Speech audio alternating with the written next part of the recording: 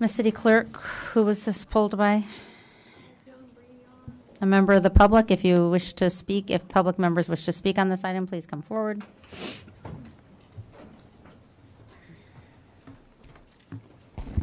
Joe Imbriano, here we are again with traffic safety grants.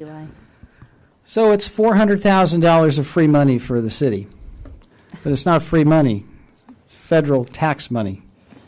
That federal tax money comes from my federal withholding and everybody else's that pays taxes.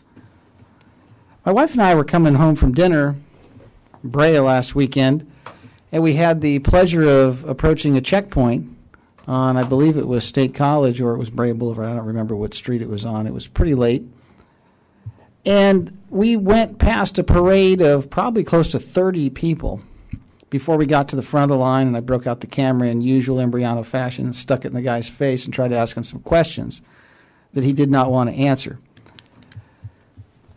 I have to be honest with you, I saw nobody there and 30 people there. Most were on overtime. There were probably some cadets and maybe some explorers out past their bedtime. But I said, honey, let's head south. So we did. And by golly, I thought I was on Flamingo Road just past sunset. I thought I was on Calle Revolucion back in my 20s. And I'll tell you, what a dichotomy. Here we have all these people standing around doing absolutely nothing in Brea. And here we have the Wild West on steroids in downtown Fullerton. And I'm sure when I asked the guy that tried to ask my wife for information who was paying for this and he didn't want to tell me, I can see why. Because it was an overtime party and it was a tax scam.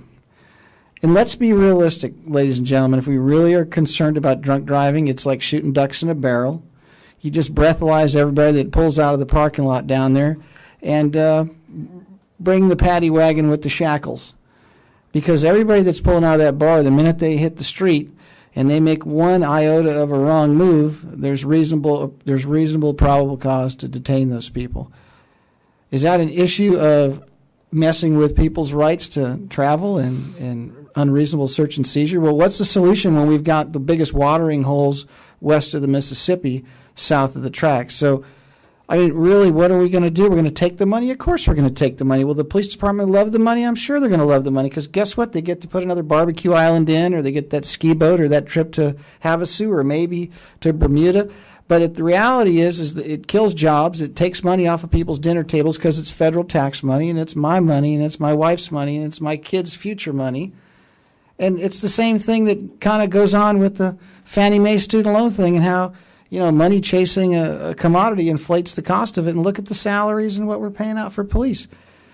I asked Dan Hughes a couple weeks ago when we were at the Grand Inn hearing about why not get some people from the Brea PD down here to start rounding up the scofflaws and the drunk drivers. And he said, well, we don't have the manpower. Boy, I sure saw it that night doing nothing. Thank you.